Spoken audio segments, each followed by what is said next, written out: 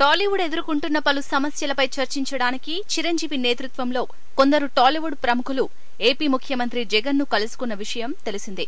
ఈ భేటీకి రావాల్సిందిగా ముఖ్యమంత్రి కార్యాలయం నుంచి ఆహ్వానం అందుకున్న వారిలో ఎన్టీఆర్ కూడా ఉన్నాడు. ఈ సమావేశానికి ఎన్టీఆర్ హాజరవుతున్నాడని సోషల్ మీడియాలో వార్తలు హల్చల్ చేశాయి. చిరంజీవి, ప్రభాస్, మహేష్ బాబు, రాజమౌళి, కొరటాల శివ, పోసాని, అలీ, నారాయణమూర్తి ఈ సమావేశంలో పాల్గొన్నారు. ఎన్టీఆర్ ఈ మీటింగ్ కు రాలేదు.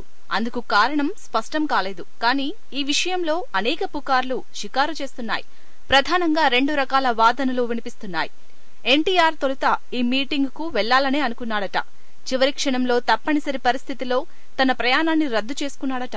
ఈ సమావేశానికి వెళితే తనపై వైసీపీ అనుకూలుడు అనే ముద్ర పడుతుందని ఎన్టీఆర్ భావించాడనే ప్రచారం జరుగుతుంది. అలాంటి ముద్ర వలన భవిష్యత్తులో తనకు ఇబ్బంది కలుగుతుందని ఆ భేటీకి ఎన్టీఆర్ గైర్హాజరు అయ్యాడనే వాదన వినిపిస్తుంది. ఎన్టీఆర్ కి ఆప్తుడైన కొడాలి నాని మంత్రిగా వైసీపీలో కీలక నేతగా ఉన్నాడు. ఇప్పటికే సోషల్ మీడియాలో కొందరు ఎన్టీఆర్ ని వైసీపీ మనిషిగా చిత్రీకరించేందుకు ఉన్న అన్ని అవకాశాలను బాగా వాడేసుకుంటున్నారు. ఈ పరిస్థితిలో తాను జగన్ తో భేటీ అయితే కలిగే ప్రయోజనం కంటే డ్యామేజే ఎక్కువగా ఉంటుందని ఎన్టీఆర్ భావించాడని తెలుస్తోంది. ఇదిలా ఉండగా మరో వాదన కూడా వినిపిస్తోంది.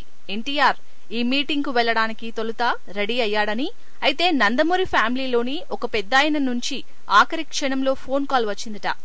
మీటింగ్ కి వెళ్లొద్దని ఆ పెద్దాయన చెప్పారనే టాక్ ఉంది. అందుకే ఎన్టీఆర్ తన ప్రయాణాన్ని చివరి క్షణంలో విరమించుకున్నాడట.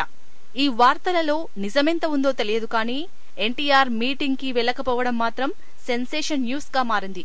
ఎన్టీఆర్ ఈ భేటీలో పాల్గొంటే ఆ కిక్ వేరే లెవెల్లో ఉండేదని కామెంట్ చేస్తున్నారు ఫ్యాన్స్. తాను మీటింగ్ లో పాల్గొనలేకపోవడానికి గల కారణాన్ని వివరిస్తూ ఎన్టీఆర్ ఏదైనా ప్రకటన చేస్తాడేమో చూడాలి మరి.